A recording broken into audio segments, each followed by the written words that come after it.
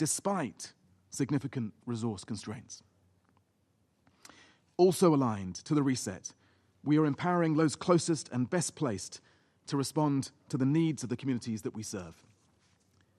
65% of the allocations this year from our Yemen Humanitarian Fund, our country-based pooled fund, have gone to local and national NGOs.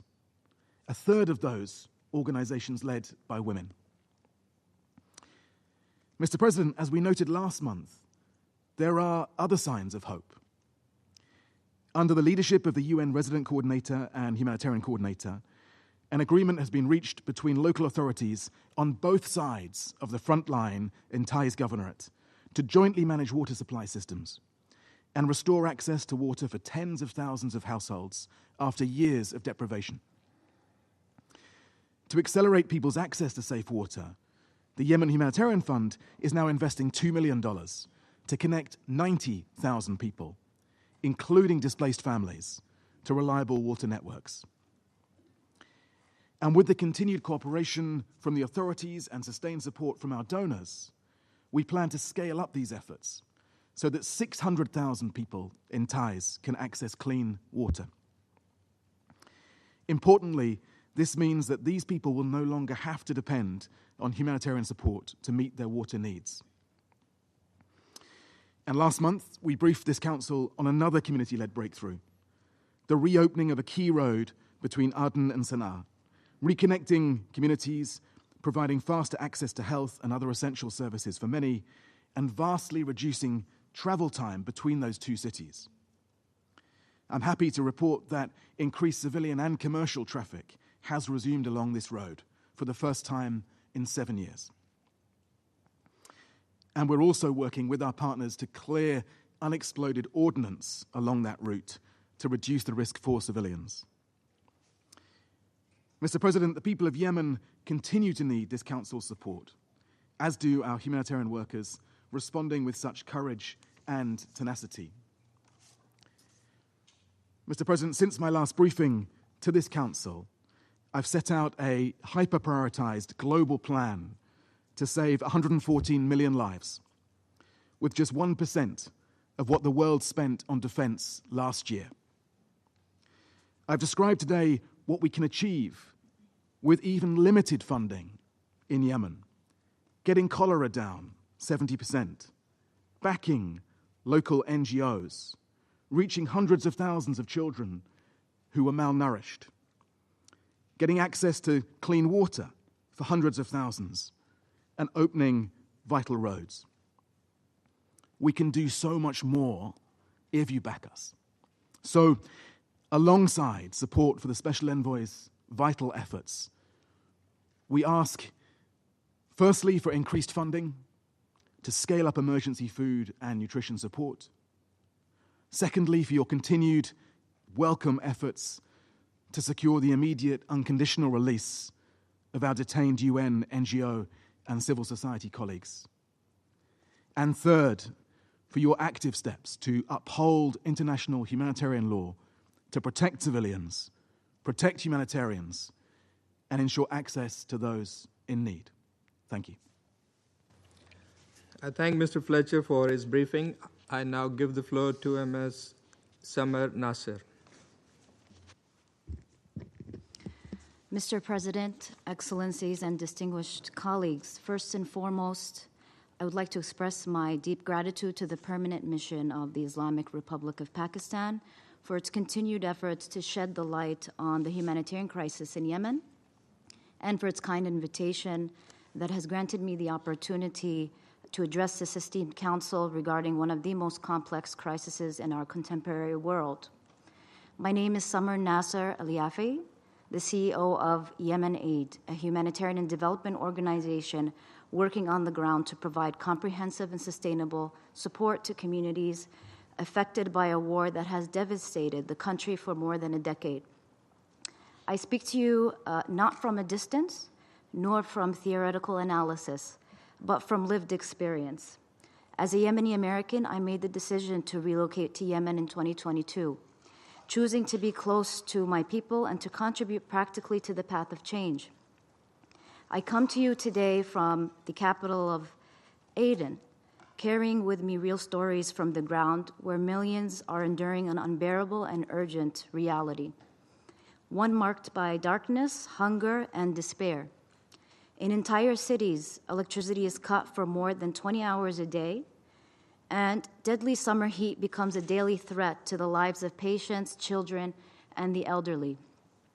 The local currency, as you are aware, continues to collapse without control, and markets are boiling with unaffordable prices, while public sector salaries have been suspended for months, leaving families at the mercy of poverty and hunger and forcing mothers to choose between medicine for their children or a meager meal to survive another day.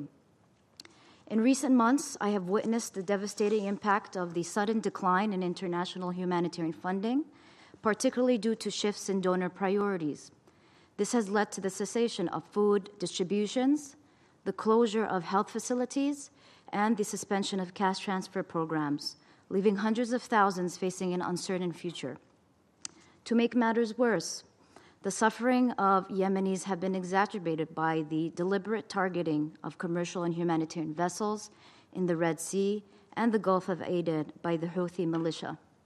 Many of these ships carried shipments of grain, medicine, and essential food supplies. These attacks, an emerging form of piracy, not only threaten international maritime security and safety, but also severely disrupt the delivery of vital supplies to the country's ports, deepening the food security crisis and causing a dramatic spike in the prices of basic commodities in a country where it is already suffering from an economic paralysis and deliberate starvation tactics. At the same time, the Houthi militia continue to violate the rights of humanitarian workers through arbitrary detentions, harassment, and restrictions on both international and local organizations, including UN agencies. We hold this militia fully responsible for the safety of our detained colleagues and call for their immediate and unconditional release. On the other hand, we must commend the growing cooperation we have experienced from the internationally recognized Yemeni government, particularly in the southern regions, which now host nearly half of the country's population due to ongoing violations in Houthi-controlled areas.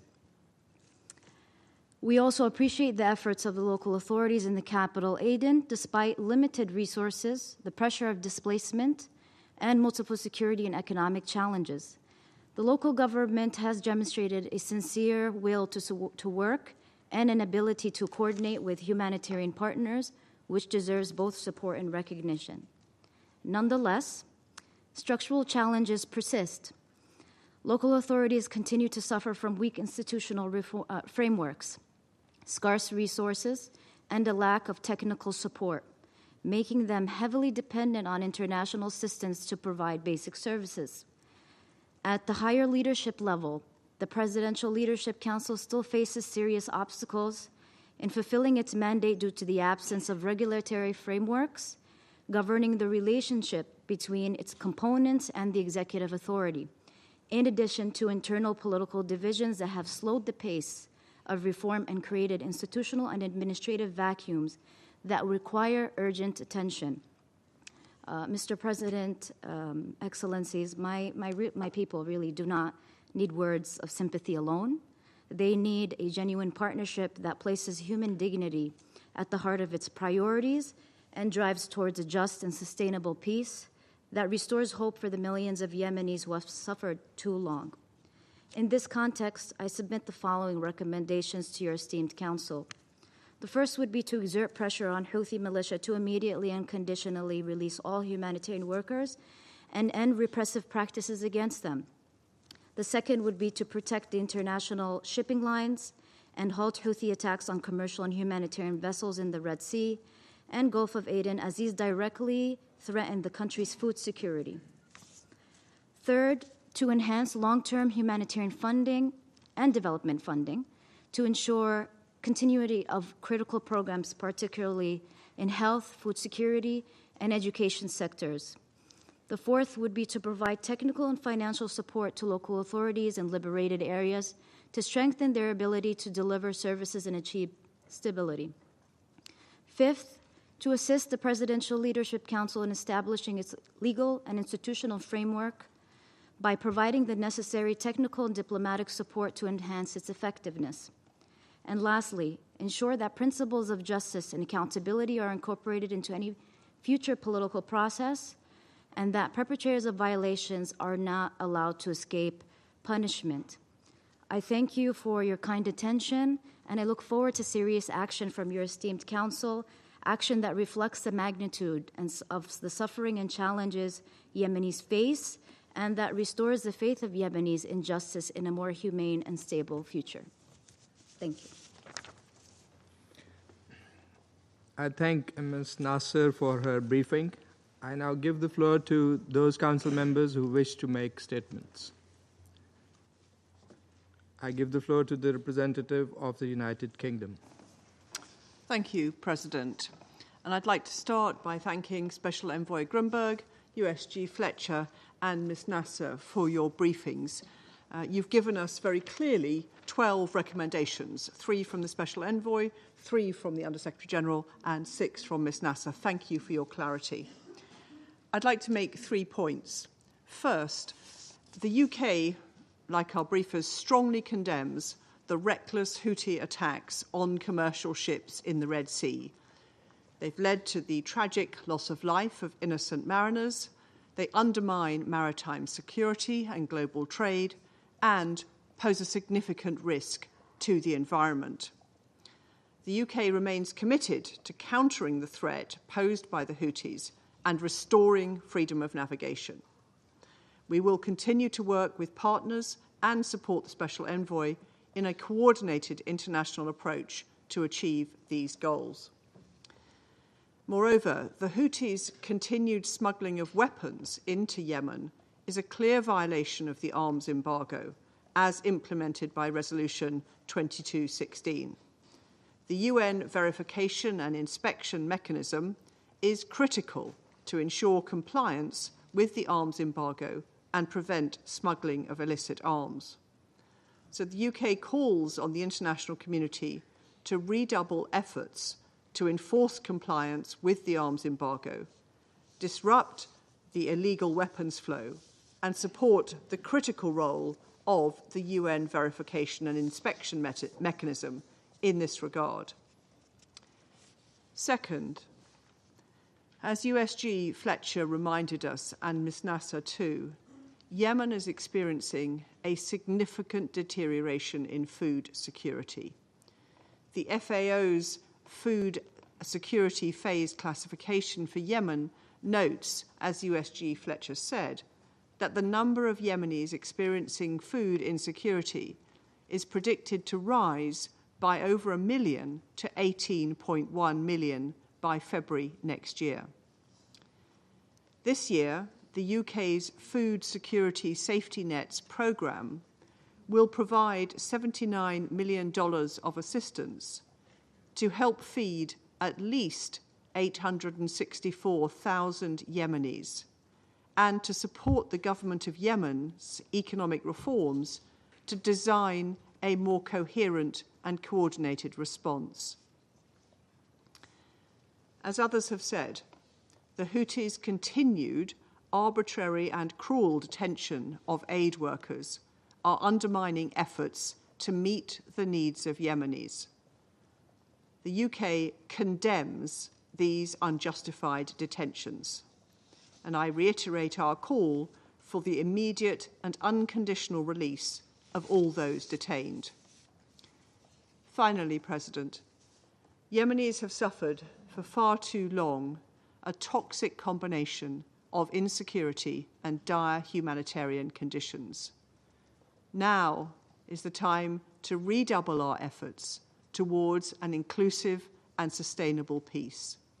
The UK remains committed to supporting the UN Special Envoy's work to deliver this. I thank you. I thank the representative of the United Kingdom for her statement, and I now give the floor to the representative of China.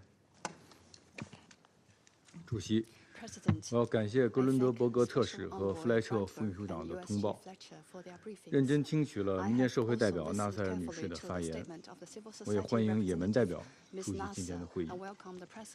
我讲5点：一，中方对日前2艘货轮在红海水域遭遇武装袭击深表关切，再次呼吁胡塞武装尊重各国商船根据国际法在红海水域的航行权利，停止袭击商业船只，维护红海水域航道安全。2，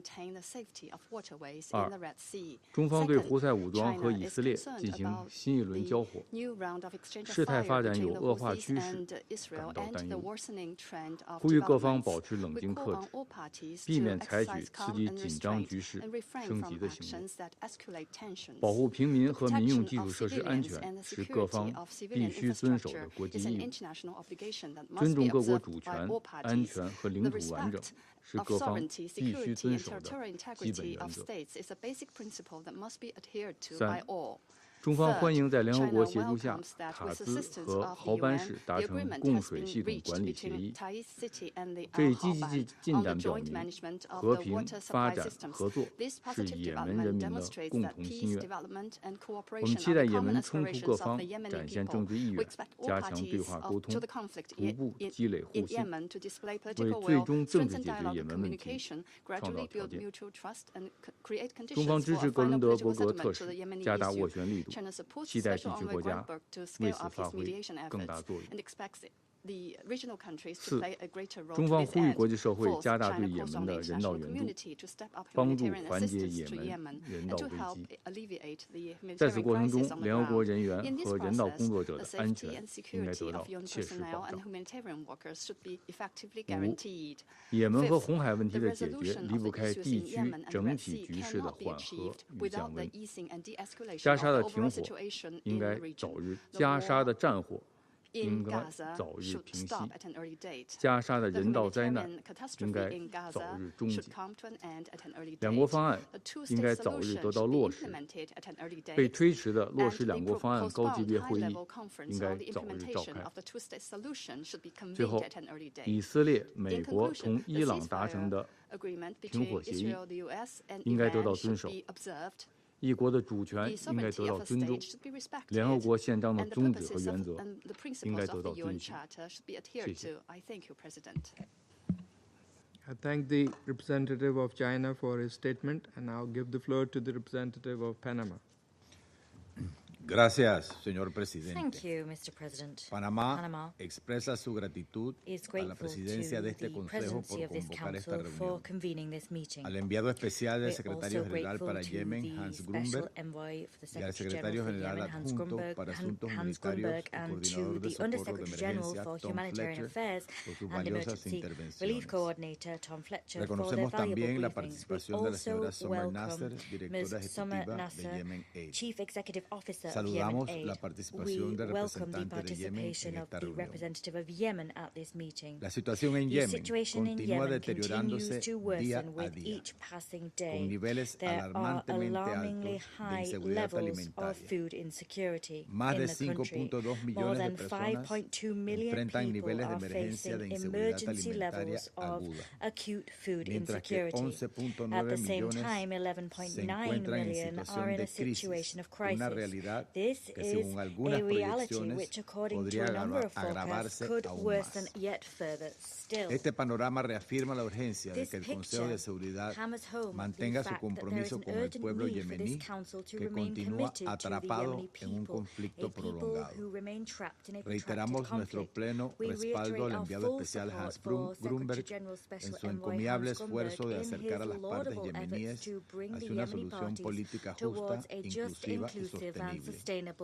Asimismo, subrayamos la importancia de mantener un diálogo constante con actores locales, incluidos representantes de la sociedad civil y en particular las mujeres, cuyas voces son esenciales para construir soluciones inclusivas y sostenibles que conduzcan a una paz duradera y representativa. En este contexto, consideramos oportuno favorecer la renovación tanto de la resolución sobre el Mar Rojo, así como el mandato de la misión de las Naciones Unidas en apoyo al acuerdo de Hodeida, cuya labor de monitoreo del alto al fuego en esa gobernación sigue siendo crucial. Hodeida no solo constituye un punto neurálgico para la entrada de asistencia humanitaria, sino también un eje clave para la reducción de tensiones.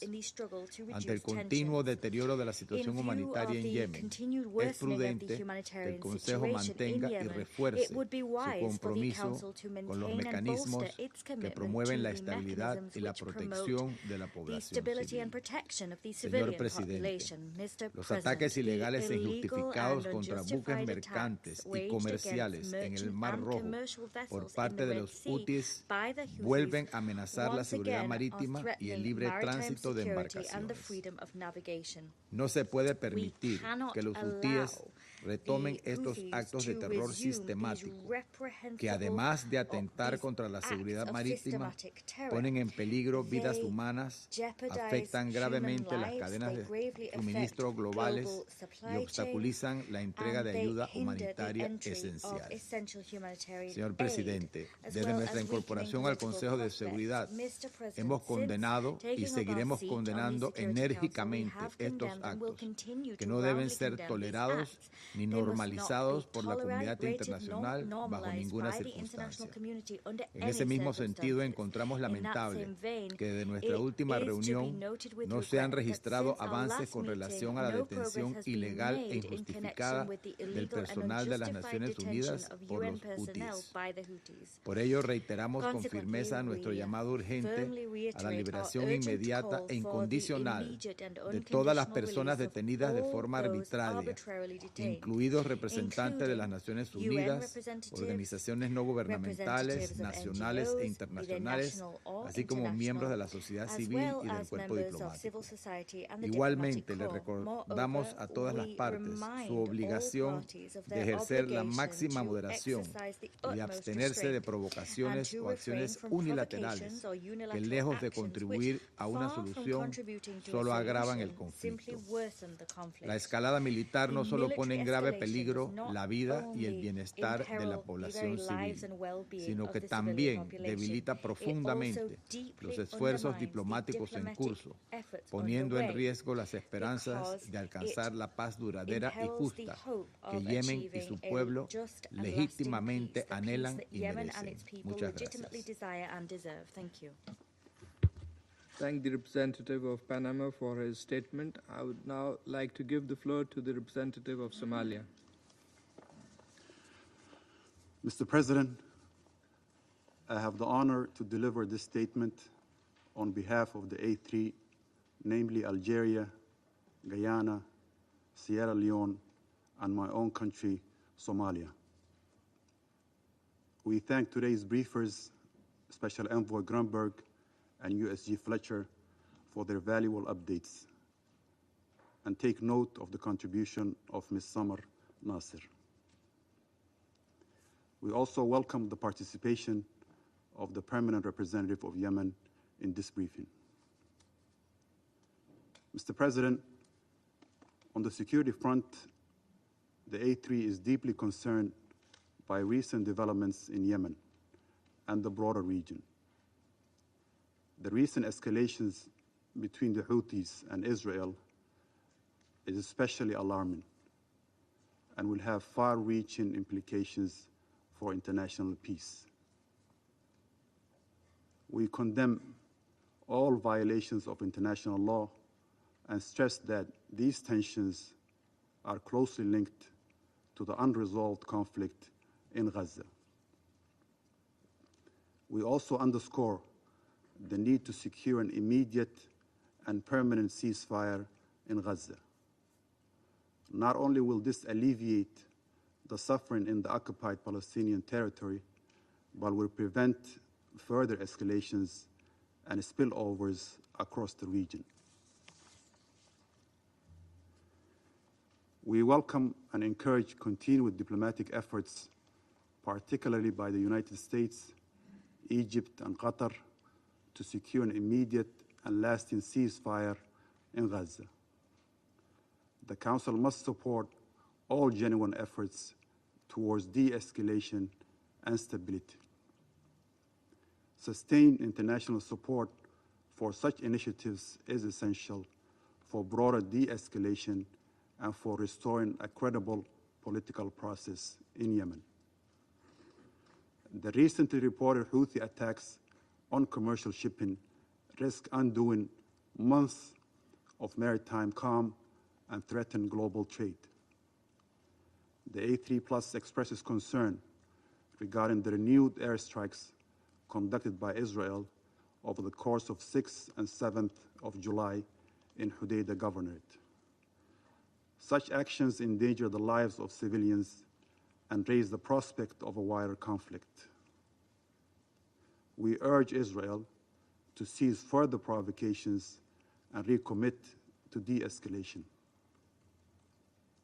The A3+ stresses the urgent need for coordinated efforts to protect civilians and reduce tensions in Yemen.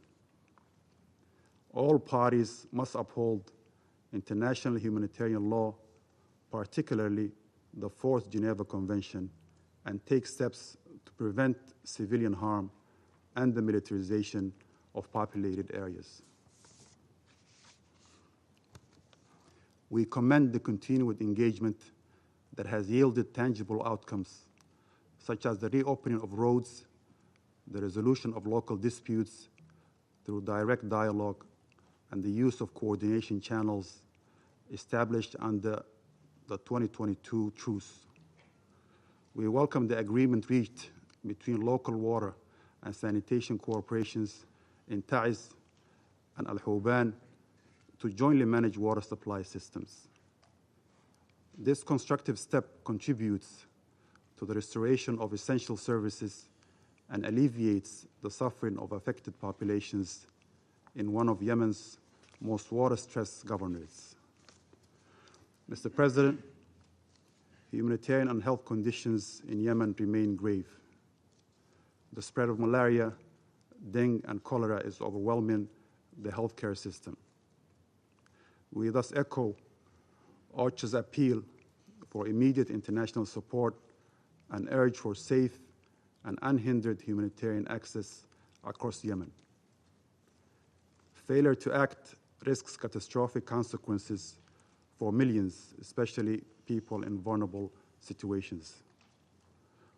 Moreover, the worsening food security situation, especially in Aden, Lahj, Ma'rib, and Taiz, due to reduced food availability and limited access, demand urgent attention.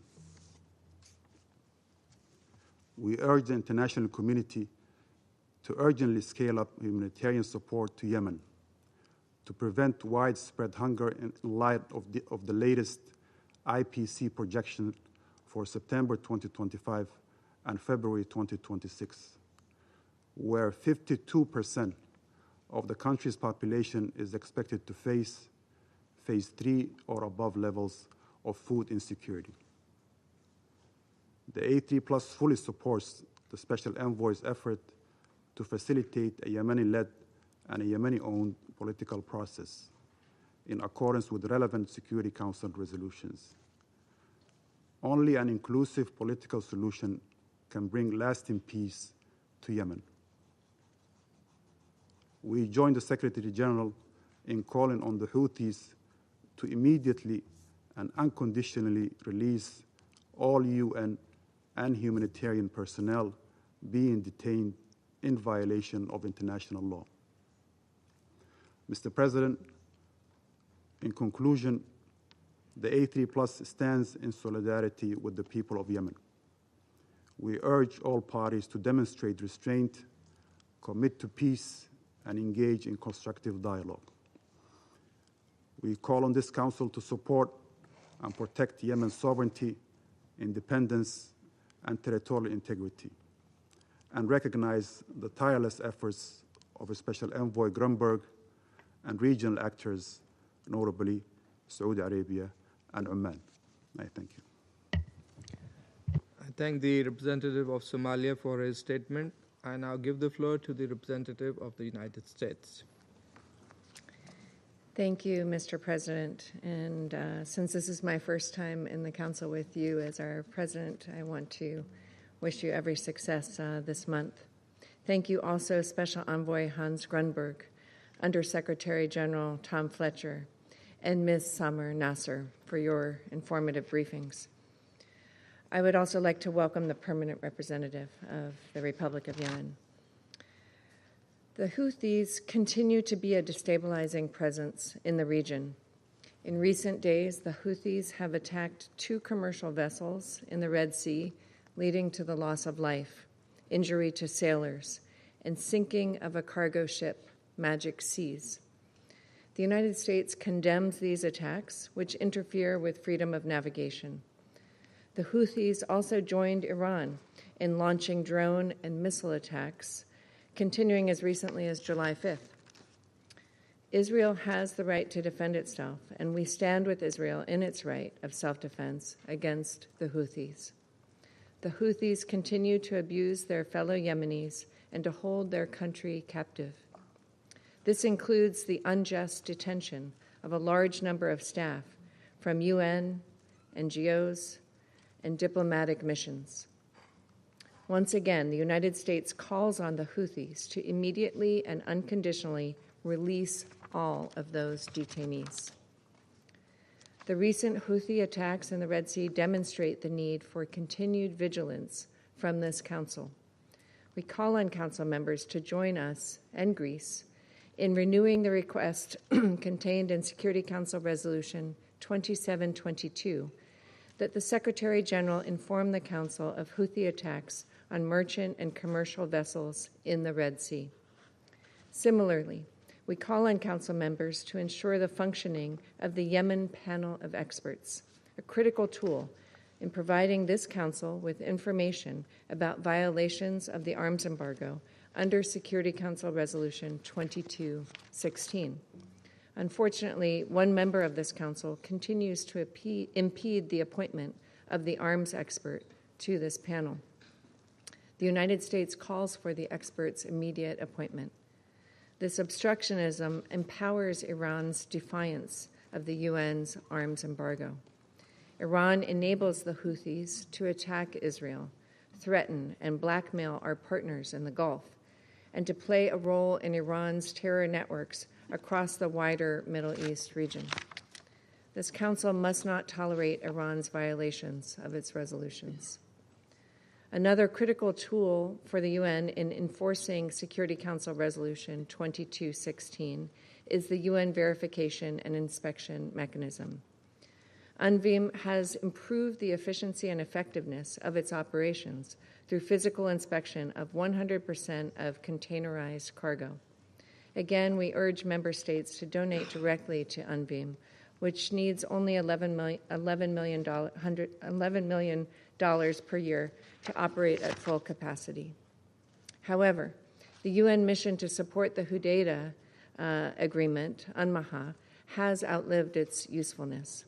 It is mandated to lead a non-functioning committee tasked with overseeing activities that have long been superseded by circumstances.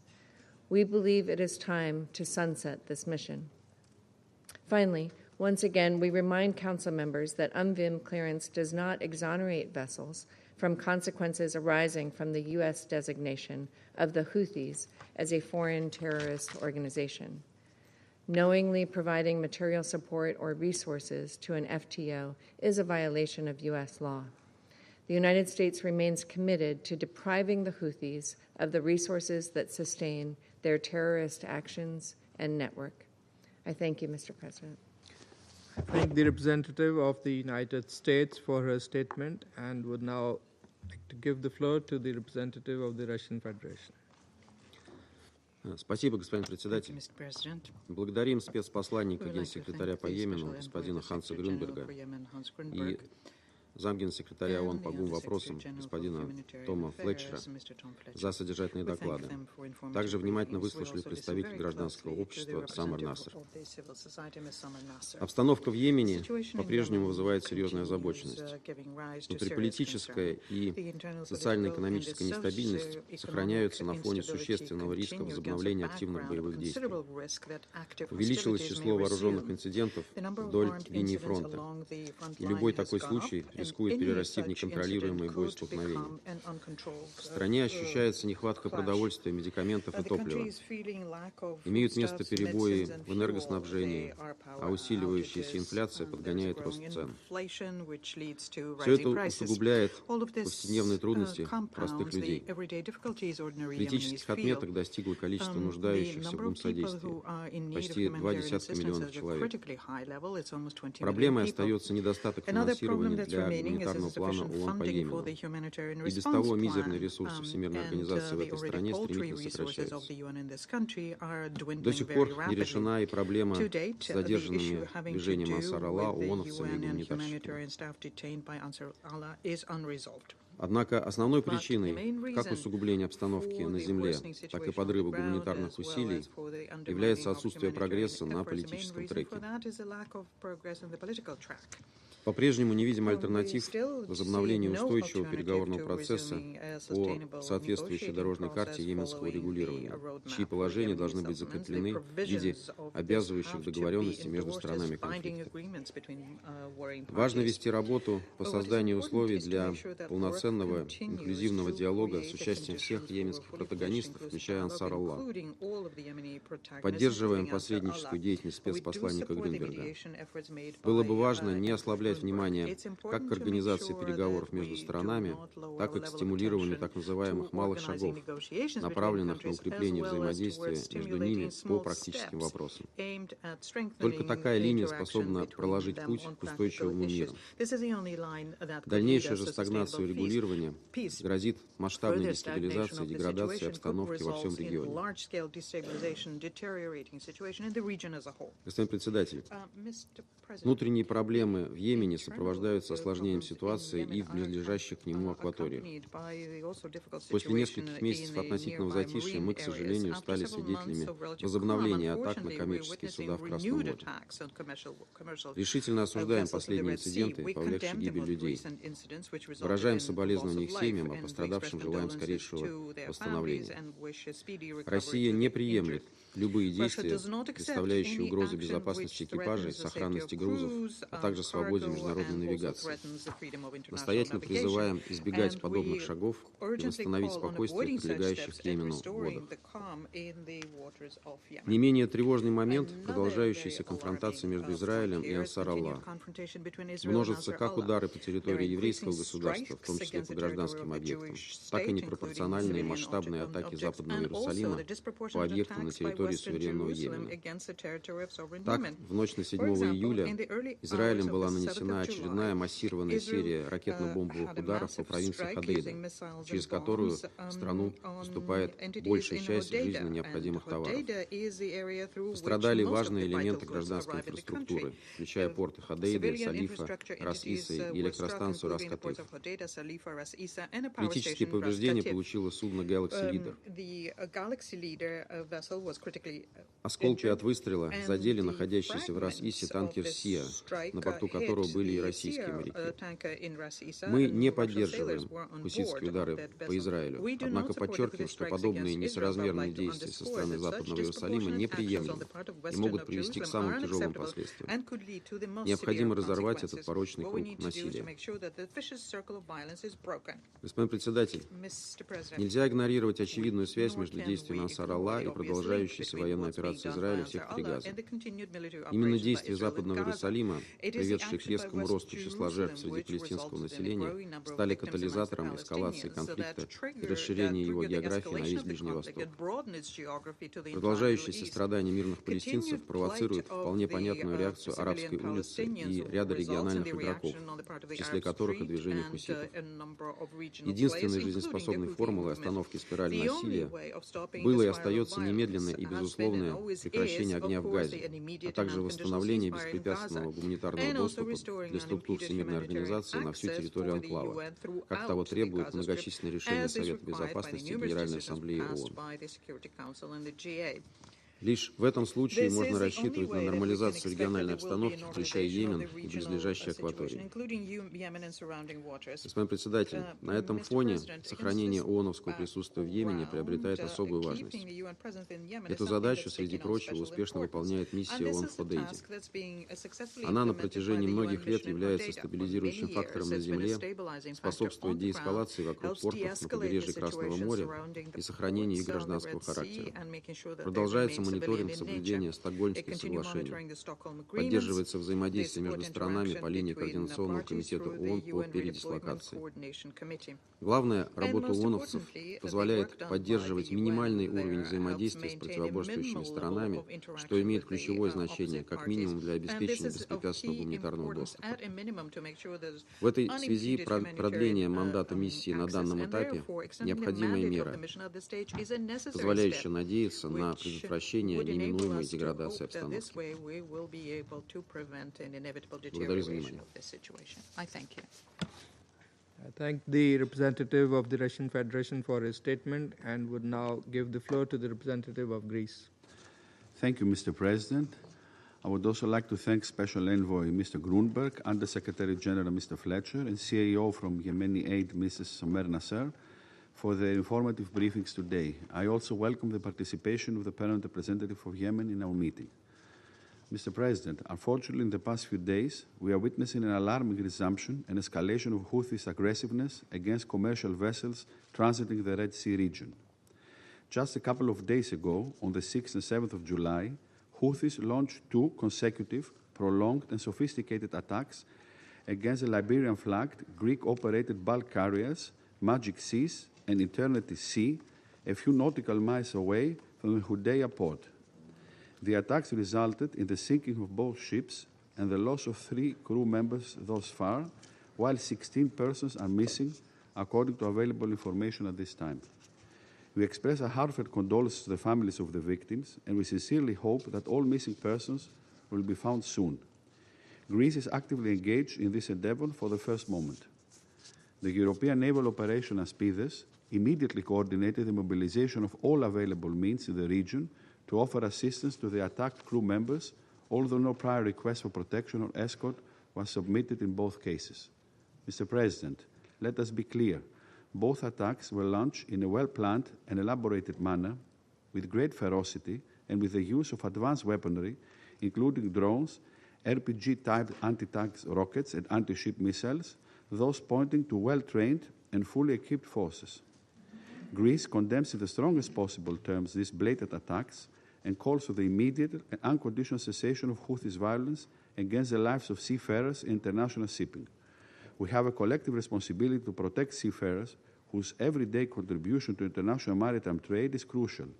Any form of threats to their lives and well-being is totally unacceptable and unjustified. Mr. President, this Council cannot disregard the reality.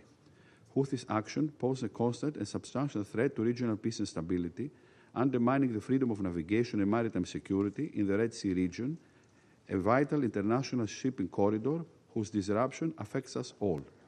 Houthis' indiscriminate and continuous acts of violence cannot be justified under any pretext. They must immediately cease all those acts of violence. There will be no long-lasting stability in the region unless the peace negotiation process in Yemen is back on track. Greece underscored its unwavering support to the Special Envoy Hans Grunberg and his tireless effort to engage all relevant actors into an inclusive, Yemeni-led and Yemeni-owned political process under the UN auspices with full respect of the sovereignty, territorial integrity and unity of Yemen. The stability of the Red Sea region is an integral part of this process. Regional actors' contribution towards this direction remains crucial. We further call on all member states to respect and faithfully implement the targeted arms embargo and prevent any illicit transfers of advanced weaponry and training to the Houthis, consistent with Council Resolution 2216 of 2025 and 2624 of 2022. As it is evident, UNAVFOR Aspides, through its purely defensive posture, contributes substantially in safeguarding maritime security and the protection of international shipping industry and seafarers. Mr. President, in closing, we reiterate our steadfast commitment to the protection of navigational rights and freedom in the Red Sea region and remain ready to further engage with fellow member states on this important matter. In this respect, as the U.S. representative pointed out, we call on our fellow Security Council members to work towards the renewal of United Nations Security Council Resolution 2768. I thank you. I thank the representative of Greece for his statement and would now give the floor to the representative of Republic of Korea. Thank you, Mr. President. I would like to begin by expressing our appreciation to Special Envoy Hans Grunberg, USG Tom Fletcher for their comprehensive briefing, and I do express my appreciation to Ms. Summer Naser for her briefings vividly describing the situation on the ground and valuable recommendations. We meet today amid troubling signs the tensions in and around Yemen have become newly inflamed. It is particularly worrying that the Houthis have launched their first attack against Israel since the fragile Iran-Israel ceasefire was enacted. We have also witnessed a resumption of Houthis' attack on commercial vessels in the Red Sea. Against this backdrop, I would like to highlight the following points. First, the Republic of Korea condemns the recent hostile acts carried out by the Houthis in the Red Sea and in the wider region, and once again strongly urges the Houthis to cease all dangerous provocations. Houthi recently asserted that their operations will persist until the aggression against Gaza stops and the siege is lifted. Such words and actions by the Houthis only undermine ongoing efforts toward a ceasefire. The Houthis acted upon their conviction by resuming attacks against Israel. Furthermore, the recent strikes on 2 Greek-owned bulk carriers, which led to the death of 4 crews in the Red Sea for the first time in a year, underscore the persistent and acute threat they pose to maritime security and the stability of the region. The Security Council must maintain its united voice to condemn the Houthi attacks on the merchant and the commercial vessels in the Red Sea. In this regard, we believe monitoring and reporting on the Houthi aggression is essential to ensure that the Council remains fully informed. Second, we urge all parties to ensure full, safe, and unhindered humanitarian access, especially for vulnerable groups, including women and children. The June CAG report identifies denial of humanitarian access as the leading cause of child death in Yemen. As OCHA has emphasized, restrictions on food aid are taking the heaviest toll on women and children. Furthermore, recent attacks on critical infrastructure only exacerbate civilian suffering. We reiterate the urgent need to uphold international humanitarian law and call for the protection of civilians and civilian infrastructure under all circumstances.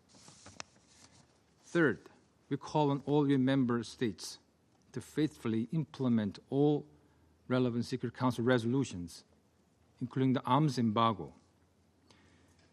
The situation in and around Yemen is a stark reminder that when Security Council resolutions are not fully implemented as designed, peace and stability in the region are severely compromised. The Republic of Korea also underscores once again the importance of the UN verification and inspection mechanism, UNVIM, which plays a vital role in both enforcing the arms embargo and alleviating Yemen's long-standing humanitarian suffering. Fourth, we hope that the glimmers of hope that have witnessed on the ground will lead to more breakthrough.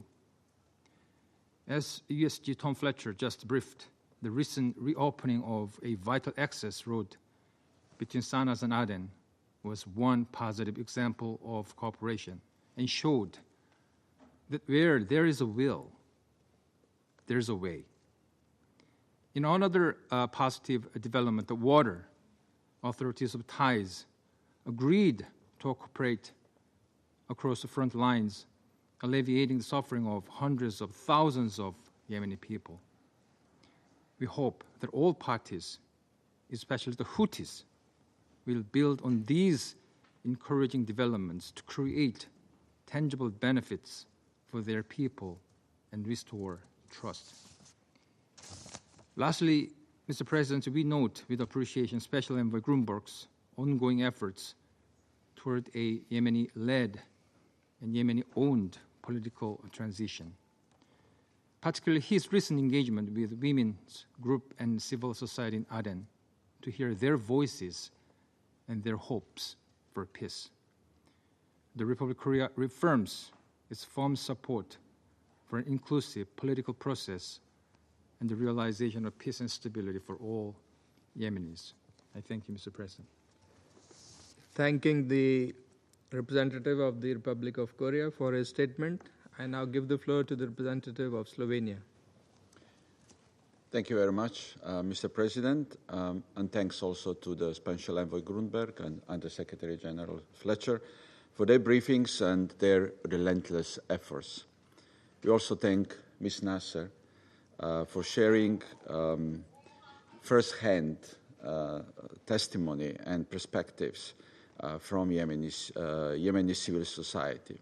And we thank all for their recommendations and messages to the Council. And, of course, we welcome permanent representative of Yemen in the Chamber. President, since our last discussion on Yemen at the Council, the region has seen further escalation, for which is still reeling. Regrettably, hostilities between the Houthis and Israel continue, and this week saw the resumption of attacks by the Houthis against commercial vessels in the Red Sea. We condemn the attacks against the vessel Magic Seas and Eternity Sea, which have tragically resulted in the loss of civilian lives. These attacks threaten and have potentially direct humanitarian, environmental, and commercial consequences. In response, EU Operation Aspides continues to play its part to safeguard maritime security and freedom of navigation. We also condemn continued Houthis' targeting of Israel, as well as strikes by Israel against critical civilian infrastructure in Yemen. International humanitarian law must be respected by all and at all times. We echo the Secretary General in calling for de-escalation, diplomacy, and dialogue. There is a clear need for maximum restraint by all parties in a region already marked by turmoil. Meanwhile, President, for a decade, the Yemeni people have been trapped in a vicious cycle of food insecurity. The deepening humanitarian crisis continues to cause immense suffering across the country. Ms. Naser's compelling briefing today has left us in no doubt about the scale and urgency of the situation. The recently published IPC figures for Yemen, as outlined by Under-Secretary General Fletcher, paint a stark picture of whole communities on the brink of famine, or what is classified as catastrophic levels of food insecurity, as early as September. It is clear that collective action is needed to prevent yet another human tragedy from becoming a legacy of our generation. We repeat our call for the release of all UN and humanitarian personnel detained by the Houthis, which is not only inhumane, but compounds the already dire situation. Likewise, we call for the release of all detained journalists and members of civil society. President, last month we spoke of the remarkable resilience of the Yemeni people and the power of local leadership, welcoming the agreement reached to open a key road connecting Aden and Sana'a, which is already delivering dividends. Today, Slovenia welcomes a report by Under-Secretary General Fletcher on the engagement of the United Nations to manage the water supply and restore water access on both sides of the front line. We know that one of the most pressing and sometimes overlooked consequences of war is disruption to water and sanitation services. Slovenia hopes that this agreement can help to restore Yemeni livelihoods and address a host of other interconnected issues, from malnutrition to spread of disease. It is clear that progress is possible. What is required is courage and commitment by all parties, a commitment to peace and to the needs and aspirations of the Yemeni people above all. We repeat our long-standing and urgent call for reinvigorated discussions on a nationwide ceasefire and progress towards an inclusive UN-led peace process. We cannot agree more with Special Envoy's statement that military option is an illusion. Further escalation, further violence serves no one. Thank you. I thank the representative of Slovenia for his statement and would now like to give the floor to the representative of France. Merci, Monsieur le Président. Monsieur le Président, je remercie tout d'abord l'envoyé spécial du secrétaire général, Monsieur Grunberg, et le secrétaire général adjoint aux affaires humanitaires, Monsieur Tom Fleischer, ainsi que Madame la directrice de Yemen Aid, Madame Soumen Naser, pour ces présentations éclairantes. Je salue également la présence parmi nous de notre collègue, Monsieur le représentant permanent du Yémen. Monsieur le Président, la France condamne avec la plus grande fermeté la reprise des attaques Houthis contre des navires commerciaux en mer Rouge, dans lesquels plusieurs marins ont été tués et d'autres blessés. Ces attaques constituent une nouvelle entrave inacceptable à la liberté de navigation et une menace pour l'ensemble de la région. Elles doivent cesser sans délai, de même que doivent cesser les attaques constantes des Houthis contre Israël.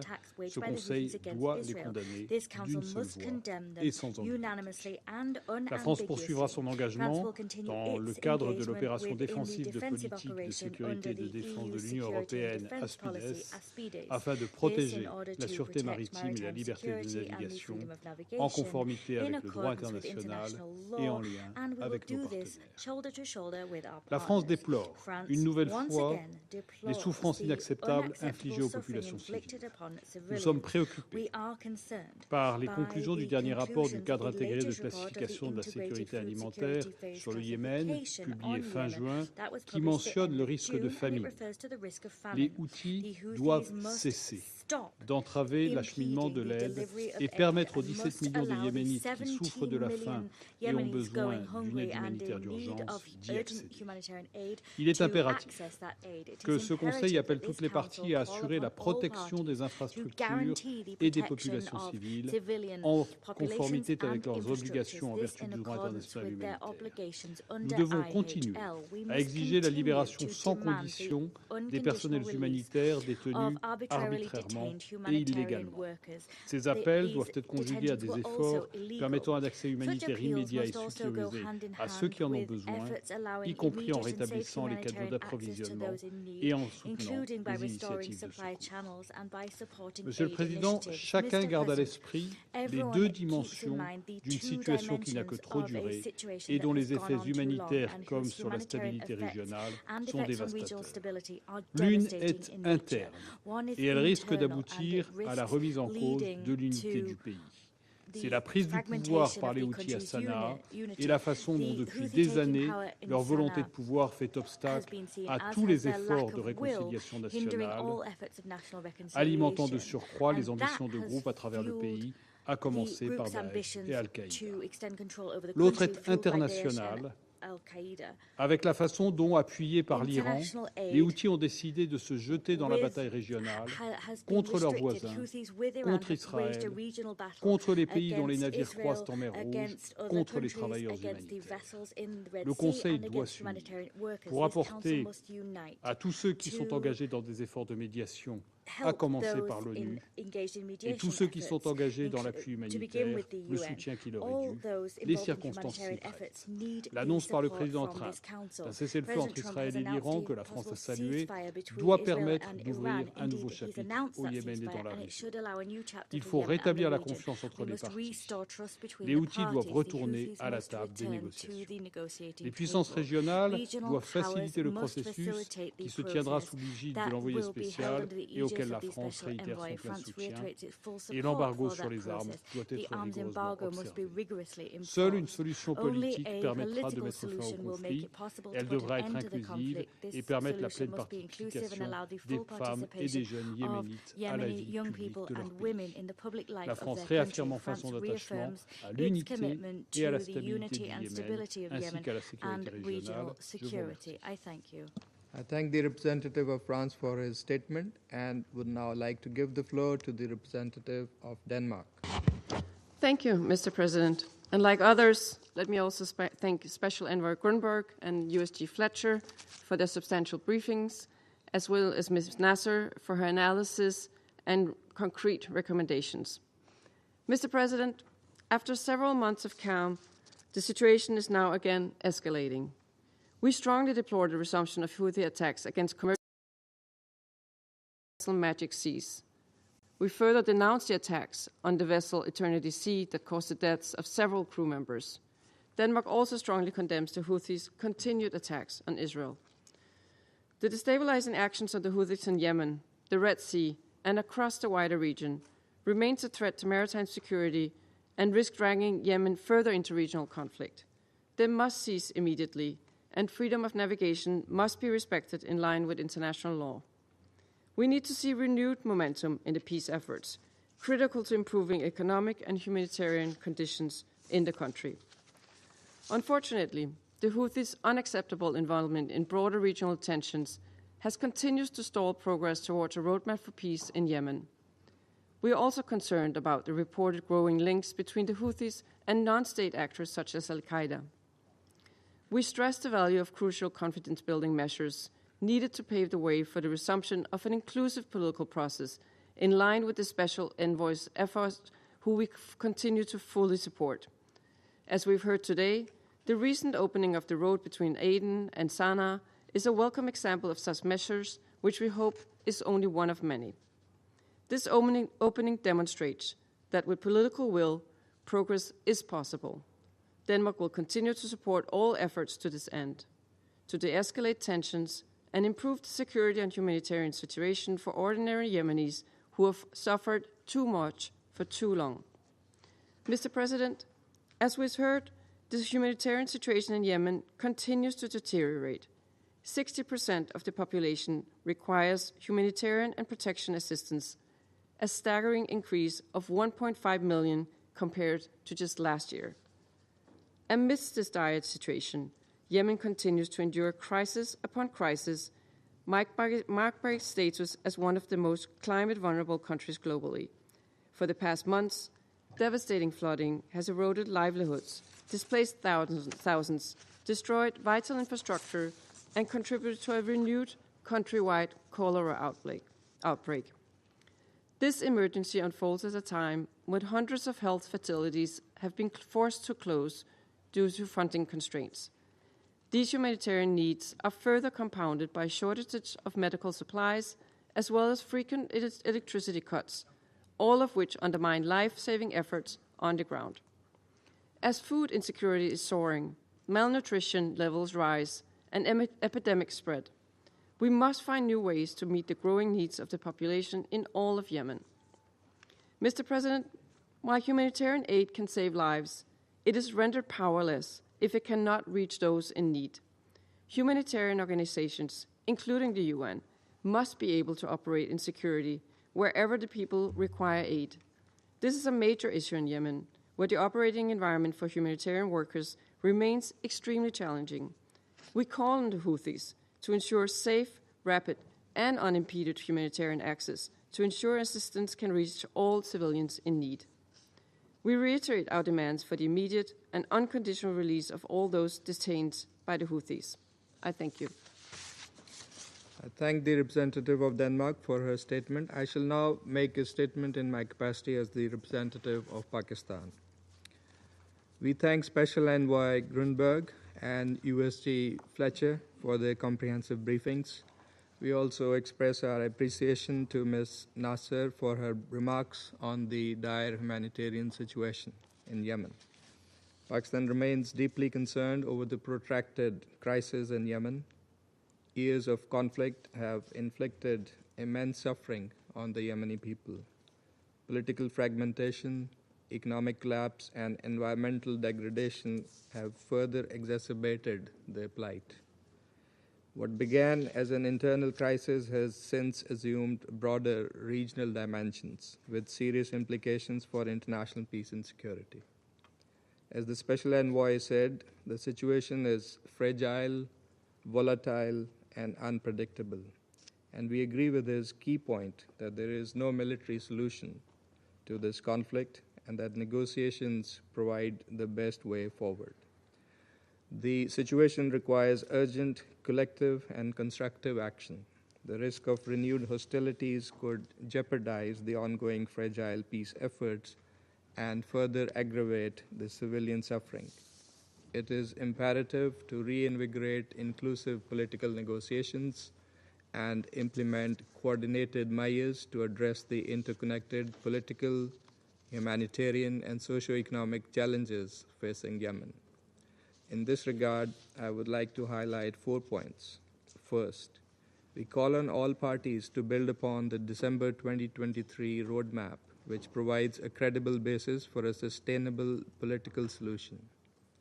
The continued engagement of regional actors, particularly the Kingdom of Saudi Arabia and the Sultanate of Oman, is commendable. It has been instrumental in keeping the hope for the peace process alive. As Mr. Grunberg also noted, time was not on our side. A prolonged political stalemate can affect the gains made. All stakeholders must intensify efforts to break the political impasse and move decisively toward a Yemeni-owned and Yemeni-led political process under the auspices of the United Nations. We also appreciate and support the efforts of the Special Envoy, including his recent engagements, the meeting with the Yemeni Prime Minister, and interactions with members of the civil society and women leaders of political parties.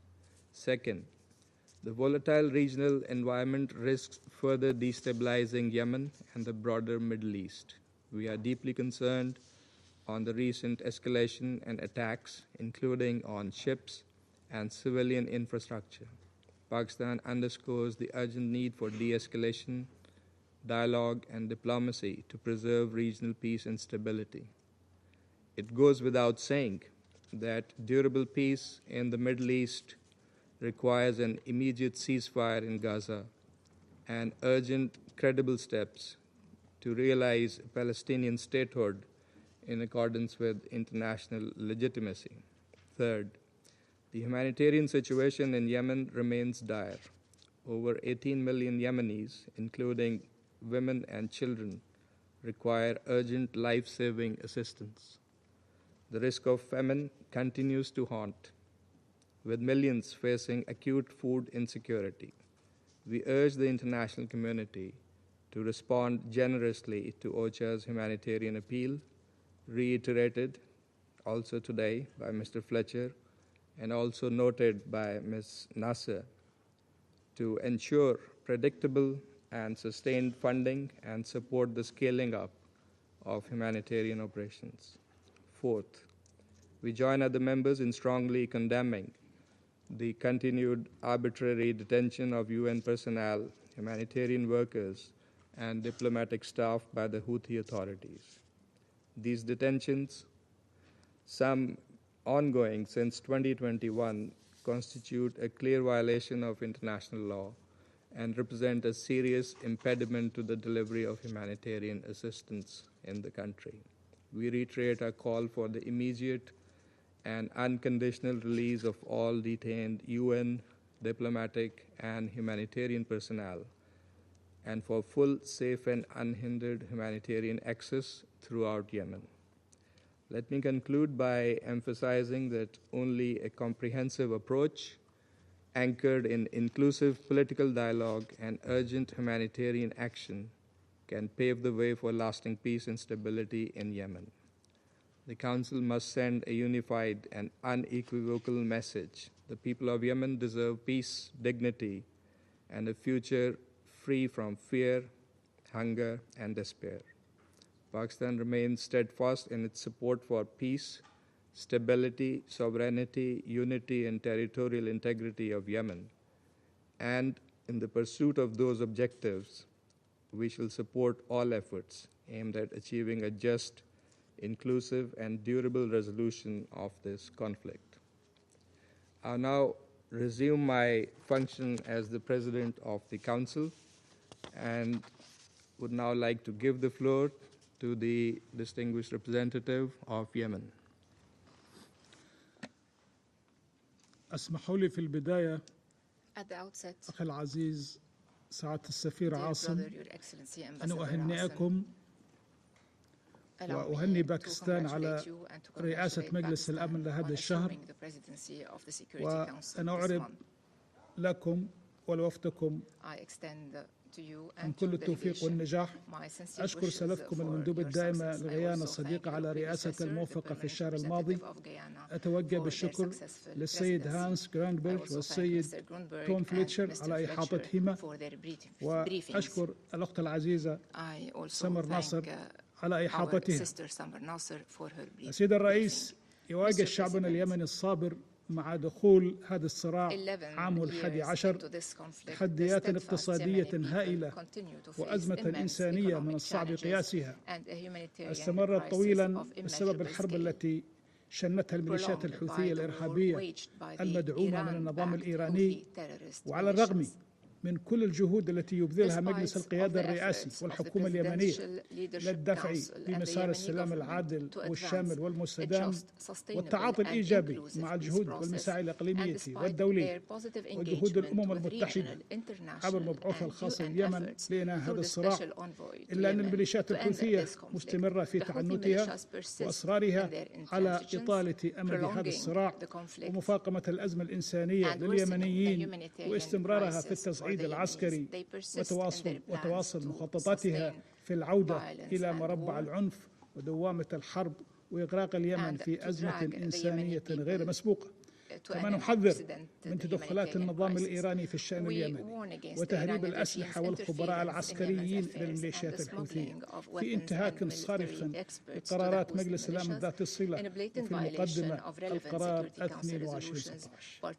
أن تحقيق السلام والاستقرار في اليمن يقتضي إظهار الالتزام والرغبة الجدية من قبل الميليشيات الحوثية والانخراط بإيجابية وحسن النية مع الجهود الإقليمية والدولية وجهود الأمم المتحدة الهادفة إلى إنهاء الأزمة اليمنية وتخليها عن خيار الحرب والتصعيد وتغليب مصالح الشعب اليمني على مصالحها ومصالح داعميها والتخلي عن نهجها المزعزع للأمن والاستقرار في اليمن والمنطقة. وتحذر الحكومة اليمنية من مغبة استمرار الميليشيات الحوثية زج اليمن وشعبه في الصراعات الإقليمية المدمرة وتحمل هذه الميليشيات وداعميها كامل المسؤولية عن العواقب الوخيمة المترتبة على أي أعمال متهورة من شأنها إغراق اليمن بمزيد من الأزمات، بما في ذلك عسكرة الممرات المائية الدولية وتهديد الأمن الغذائي وما تبقى من فرص العيش لليمنيين ومفاقمة الأزمة الإنسانية، حيث قادت مغامرات هذه الميليشيات للإضرار بمصالح الشعب اليمني وتدمير مقدراته ومكتسباته، ولا تزال مستمرة في مغامراتها الطائشة نحو مزيد من الخراب والدمار. أن الميليشيات الحوثية التي تدعي السعي للسلام تمارس يوميا الانتهاكات الجسيمة بحق أبناء شعبنا اليمني في مناطق سيطرتها في انتهاك صارخ للقانون الدولي الإنساني والقانون الدولي لحقوق الإنسان، بما في ذلك اختطاف موظفي وكالات الأمم المتحدة والمنظمات الدولية العاملة في اليمن ومنظمات المجتمع المدني والبعثات الدبلوماسية واقتحام ونهب مقراتها وممتلكاتها وسرقة المساعدات الإنسانية وافتعال الأزمات لخدمة أجندتها التخريبية، وتستخدم معاناة اليمنيين إداة للابتزاز السياسي. لقد تحولت المناطق الخاضعة لسيطرة الميليشيات الحوثية إلى ساحات للقمع والإرهاب وممارسة أبشع الانتهاكات بحق أبناء شعبنا اليمن من قتل واختطاف وتعذيب وابتزاز وفرض الجبايات ونهب الممتلكات الخاصة والعامة وتجنيد الآلاف من الأطفال والزج بهم في جبهات الموت، بالإضافة إلى زراعة مئات الآلاف من الألغام الأرضية والذخائر المتفجرة والعبوات الناسفة وبصورة عشوائية في مختلف مناطق سيطرتها بهدف الإضرار بالمدنيين الأبرياء لا سيما الأطفال والنساء وكبار السن وبث الرعب في نفوس الآمنين وارتكاب سلسلة طويلة من الانتهاكات الممنهجة التي تستهدف اليمنيين في حياتهم وممتلكاتهم ومصادر أرزاقهم في انتهاك صارخ لكافة المواثيق الدولية والشرائع الإنسانية والقيم الأخلاقية. وآخر هذه الجرائم الجريمة البشعة التي ارتكبتها الميليشيات الحوثية في مديرية السلفية بمحافظة ريبة، حيث قامت بقتل الشيخ صالح حنتوس وحفيده وإصابة زوجته بعد فرض الحصار على منزله وشن هجوما مسلح استهدف تدمير المنزل وإحراق المنازل المجاورة في مشهد يعكس وحشية هذه الميليشيات وفي محاولة لكسر إرادة المجتمع اليمني وفرض مشروعها المدمر والمستورد بقوة السلاح والإرهاب. وتأتي هذه الجرائم امتدادا لنمط متكرر من إجرام هذه الميليشيات بحق اليمنيين وتكشف بجلاء عن عقلية انتقامية حاقدة لا تقيم وزنا للإنسان اليمني ولا للأرض، بل تمضي في مشروعها التدميري لاستهداف كل مظاهر الحياة والاستقرار والعيش الكريم وإرهاب السكان والدفع بهم إلى النزوح. ونؤكد أن هذه الجرائم بحق الشعب اليمني الرافض لمشروعها القمعي والعنصري لن تمر دون محاسبة وعقاب. وندعو هنا المنظمات الدولية المنظمات الحقوقية والإنسانية إلى توثيق هذه الجرائم والانتهاكات بما يسهم في حماية الضحايا وإنصافهم ويحول دون استمرار هذا الإرهاب المتوحش. السيد الرئيس، أن جريمة القرصنة البحرية التي ارتكبتها الميليشيات الحوثية الإرهابية مؤخرا عبر استهداف سفينة الشحن التجارية ماجيك سيز قبالة سواحل مدينة الحديدة في البحر الأحمر تعكس مجددا خطورة استمرار سيطرة الميليشيات الحوثية على أجزاء من الشريط الساحلي اليمني وما يشكله ذلك من تهديد مباشر ومستدام لأمن وسلامة الملاحة البحرية والتجارة العالمية وخطوط إمداد الطاقة التي تمر عبر البحر الأحمر وباب المندب وخليج عدن واستخدام اليمن كمنصة لزعزعة استقرار المنطقة والعالم. وفي هذا السياق نؤكد مجددا أن تأمين خطوط الملاحة البحرية الدولية وحماية الأمن البحري والاستقرار الإقليمي والدولي لا يمكن تحقيقه إلا عبر استعادة الدولة اليمنية وممارسة الحكومة اليمنية سلطاتها على كامل الشريط الساحلي وعلى كامل الأراضي اليمنية وإنهاء انقلاب هذه الميليشيات المدعومة من النظام الإيراني الذي يسعى لتحويل اليمن إلى منصة متقدمة لتهديد المصالح الإقليمية والدولية وتحقيق أهدافه التوسعية. إغراق الناقلة المحملة بحوالي 17 ألف طن متري من نترات الألمنيوم شديد الخطورة ينذر بحدوث كارثة بيئية واسعة الضرر على البيئة البحرية في المياه الإقليمية اليمنية والبحر الأحمر وكارثة اقتصادية وإنسانية لمئات الآلاف من اليمنيين الذين يعتمدون في معيشتهم على خيرات البيئة البحرية، كما أن غرقها سيشكل خطرا على السفن التي تبحر عبر مسارات الشحن الحيوية في البحر الأحمر وباب المندب. وتدعو الحكومة اليمنية الدول والمنظمات والهيئات الدولية المعنية بالحفاظ على البيئة البحرية إلى سرعة التعامل مع أزمة الناقلة ماجيك سيز وتفادي كارثة بيئية خطيرة، كما تؤكد على أهمية وجود آليات دولية فاعلة للتعامل بشكل عاجل مع مثل هذه الحوادث والكوارث، لا سيما في ظل استمرار الهجمات الميليشيات الحوثية المباشرة على ناقلات الموارد النفطية والكيميائية في ممرات الملاحة الدولية. السيد الرئيس، ألفت انتباه هذا المجلس المجلس الموقر وألفت انتباه الأمم المتحدة إلى تطور خطير حيث أقدمت الميليشيات الحوثية الإرهابية على السيطرة على الناقلة نوتيكا التي أشترتها الأمم المتحدة في إطار تنفيذ خطتها لإنقاذ الناقلة المتهالكة صافر الراسية قبالة ساحل الحديدة لتفادي حدوث كارثة بيئية واقتصادية وإنسانية في اليمن والمنطقة. وقد سبق وحذرنا في أغسطس من عام 2023 من استيلاء هذه الميليشيات على السفينة نوتيكا البديلة للناقلة صافر، وطالبنا المجتمع الدولي والأمم المتحدة بمتابعة خطوات وتنفيذ مراحل خطة الإنقاذ لضمان عدم استخدام هذه الميليشيات الناقلة البديلة لخدمة مصالحها.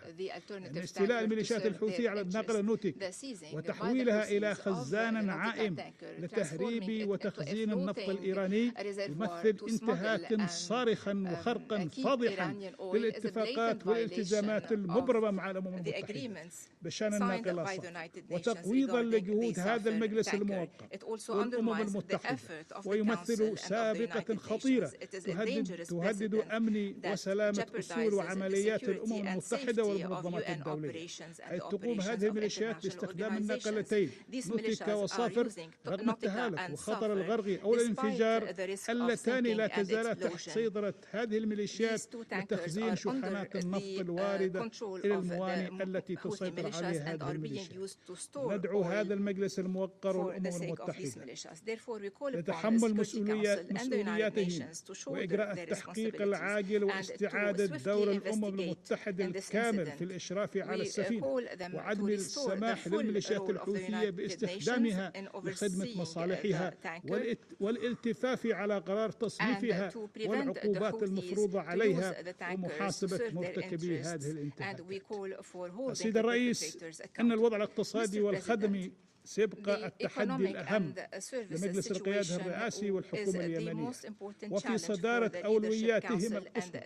وفي هذا السياق تواصل الحكومة اليمنية جهودها في تنفيذ مسار الإصلاحات الاقتصادية والمالية والإدارية والوفاء بالتزاماتها الحتمية والعمل على تحسين الأوضاع الاقتصادية والخدمية وفي مقدمتها الكهرباء والطاقة وانتظام دفع مرتبات الموظفين واستدامة الخدمات الأساسية وتحسين صرف العملة الوطني ومكافحة الفساد وتعزيز الإيرادات وتنويعها وضبط وترشيد النفقات بما يؤدي إلى تحقيق الاستقرار المالي والنقدي واتخاذ عددا من الإجراءات لتجاوز التحديات الراهنة التي أثرت بشكل مباشر على قدرة الحكومة لتوفير الخدمات الأساسية للمواطنين والتخفيف من معاناتهم اليومية في ظل الظروف الراهنة والصعبة وفي ضوء استمرار توقف الصادرات النفطية وانعكاساته الكارثية على الأوضاع المعيشية والاقتصادية.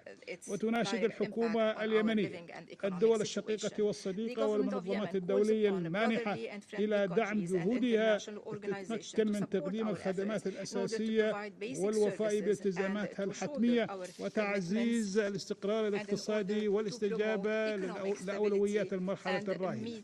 كون هذا الدعم يصب في جهود المجتمع الدولي والإقليمي لتحقيق السلام واستعادة الأمن والاستقرار في اليمن واستثمار في الأمن والسلم الإقليمي والدولي. وفي هذا الإطار نثمن عاليا المواقف الأخوية للأشقاء في المملكة العربية السعودية ودولة الإمارات العربية المتحدة إلى جانب الشعب اليمني والتي مثلت تدخلاتهما الاقتصادية والتنموية والإنسانية عاملا مهما في استمرار وفاء الدولة بالتزاماتها الحتمية خلال السنوات الماضية. وفي الختام السيد الرئيس، يؤكد مجلس القيادة الرئاسي والحكومة اليمنية على الحرص والالتزام بنهج السلام ودعم كافة الجهود والمساعي الإقليمية والدولية وجهود الأمم المتحدة عبر مبعوثها الخاص لليمن الرامية إلى إحلال السلام الشامل والعادل والمستدام المبني على مرجعيات الحل السياسي المتفق عليها وفي مقدمتها قرارات مجلس الأمن ذات الصلة وعلى على رأس القرار في 2016. ونؤكد مجددا أن نجاح أي مقاربة سياسية لتحقيق السلام وإنهاء الأزمة اليمنية يتطلب معالجة جذور هذه الأزمة المتمثلة في انقلاب الميليشيات الحوثية على الدولة ومؤسساتها الدستورية وعلى التوافق الوطني وتطلعات الشعب اليمني وإدراك نهج هذه الميليشيات المدمر لأمن واستقرار اليمن والمنطقة والعالم. شكرا للسيد الرئيس. I thank the representative of Yemen for the statement. There are no more names inscribed on the list of speakers. I now invite council members to informal consultations to continue our discussion on this subject. The meeting is adjourned.